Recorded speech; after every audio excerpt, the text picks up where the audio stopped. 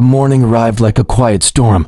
It always began the same way. A person woke up determined, ready, promising themselves that today would finally be the day they stayed focused. But almost immediately, something inside them slipped. Their attention scattered like dry sand falling through open fingers. They picked up their phone for a single harmless second, and somehow a full hour vanished as if time itself had been swallowed. They opened their laptop to work, but the mind drifted into loops that never ended, loops made of notifications, random thoughts, tiny interruptions, and invisible noise. What if this constant loss of focus had nothing to do with willpower? What if discipline was not the problem at all? What if the modern world had been quietly reprogramming the human brain, changing the way attention works without anyone noticing? This idea was bigger than laziness and deeper than motivation. And as this journey began, the final truth waiting at the end promised to change how a person understood their own mind forever. Before stepping fully into this truth, there was a simple message to those who felt mentally scattered. The problem was not them. It was bigger, older, and built into the world around them. What they were about to learn did not only explain distraction, it revealed how the very shape of reality had been hijacked and how they could begin to take it back. To understand that hijacking, they had to look inside the mind itself. The human brain was never created for the level of stimulation surrounding people today. Psychologists like Daniel Goleman described attention as a resource-limited and delicate something that needed training and protection like a muscle. Yet every vibration from a phone, every glowing screen, every piece of digital noise was designed to pull that resource away. Long ago, ancestors lived in silence. Their lives were guided by the slow rhythm of day and night. The world was simple, and their minds were focused because nothing dragged their attention away. Today everything was different. People lived inside a storm of color, messages, noise, algorithms, all fighting for their awareness every second. The attention economy was not just a phrase, it was a war, and the battlefield was the human mind. So the lack of focus was not a moral failure. It was not laziness. It was a predictable outcome of a system that sliced attention into small, fragile pieces. Neuroscientists explained that modern stimuli flooded the brain with artificial rewards. Over time, deep concentration became uncomfortable, even painful. The brain learned to chase novelty instead of depth. Ask anyone today when they last read an entire article without switching tabs. Ask when they last sat in silence without reaching for their phone. People weren't addicted to information, they were addicted to interruption. And every interruption weakened the ability to focus. But something even deeper hid beneath this struggle. Focus was not only a mental skill, it was a spiritual act. A divided attention meant a divided soul, living half in the past, half in the future, never fully in the present. Psychologists studying flow discovered that humans felt most alive when their attention fully connected with what they were doing. But modern life made this state rare. Instead of flow, people lived in fragments. Instead of presence, they lived in distraction. Yet the brain still longed for focus. Every moment of deep presence, every task completed with full attention brought meaning and calm. The mind was not broken, it was overloaded. And ancient wisdom already knew this truth. Peace came from mastering the inner world, not the outer one. But how could anyone master themselves in a world built to distract them? That question was only the beginning, because something much deeper was waiting beneath the surface.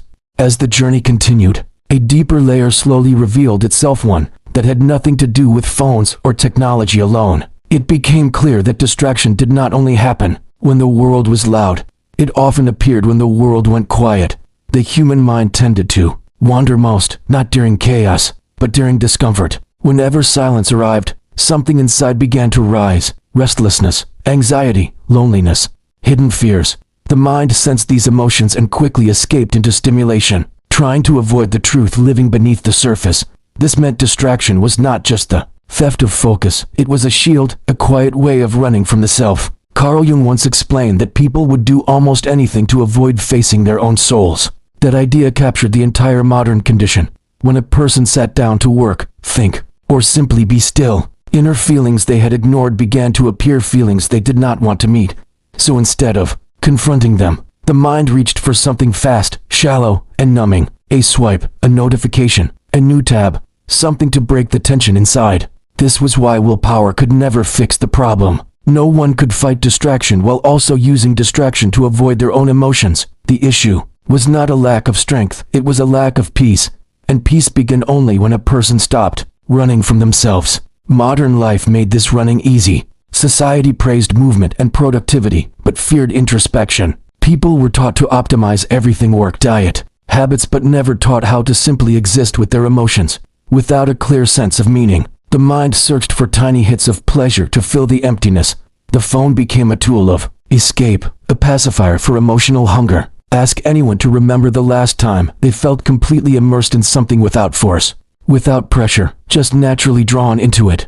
That quiet immersion was the natural state of the human mind. Distraction was the deviation. Every time someone opened social media, the brain received novelty, not real pleasure. Anticipation, the promise of something new, kept the brain hooked. The more novelty the mind consumed, the harder it became to rest in anything familiar. This created a restless consciousness, addicted to movement, but afraid of stillness. This explained why people felt busy even when they had time, why silence felt uncomfortable, why they grabbed their phone the second a conversation paused. The modern human carried a low tolerance for boredom, yet boredom was the soil where creativity grew. Neuroscientists like Andrew Huberman pointed out that deep focus required friction, effortful redirection of attention into the present.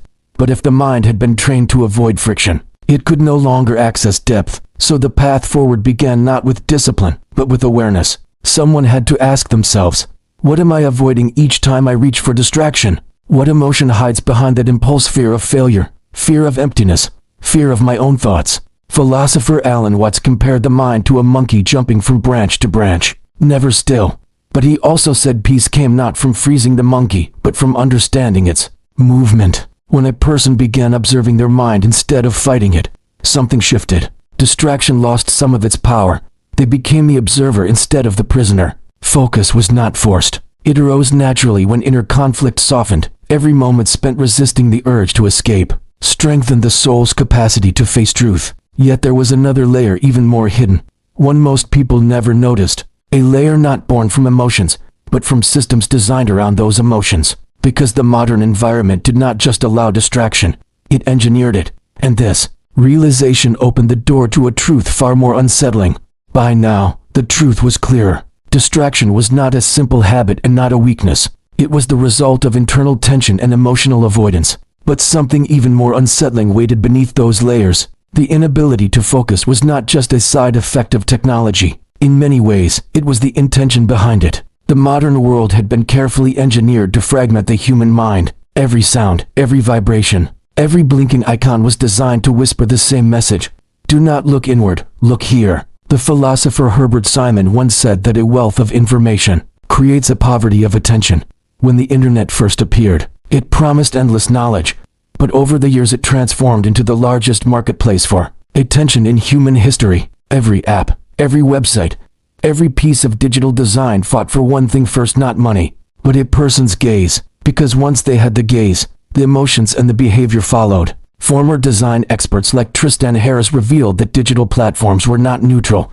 They were built on psychological triggers: infinite scroll, autoplay, push notifications. These were not accidents. They were tools of behavioral conditioning. The same principles used in experiments, where animals continued pressing a lever in hope of another reward. People were not losing focus randomly, they were being trained to lose it.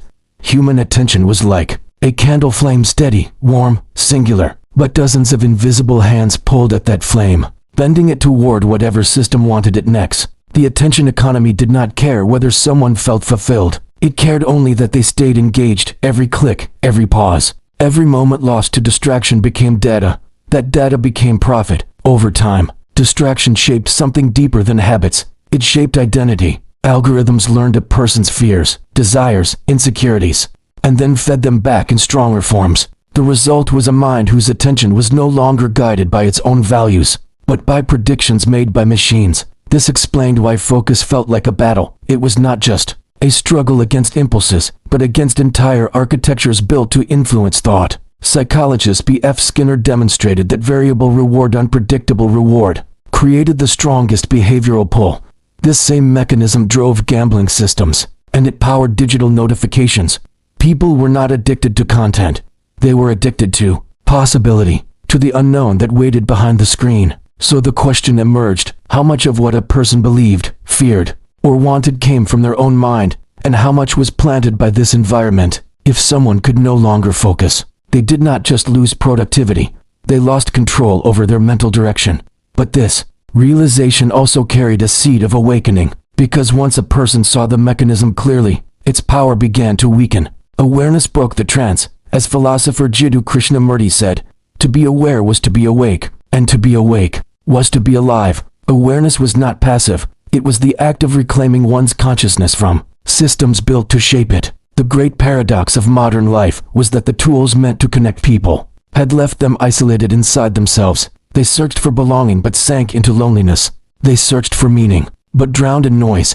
In that noise, attention became the most valuable thing a person had and the most overlooked. But there was a path forward. Focus did not require rejecting technology. It required changing the relationship with it. Every moment of attention was a choice. Each time someone picked up their phone or switched tabs, they traded a piece of their consciousness for convenience. What if they began treating their attention as something sacred? What if they guided it with intention instead of letting it be pulled? Even small acts could become powerful, pausing before reacting, noticing instead of consuming.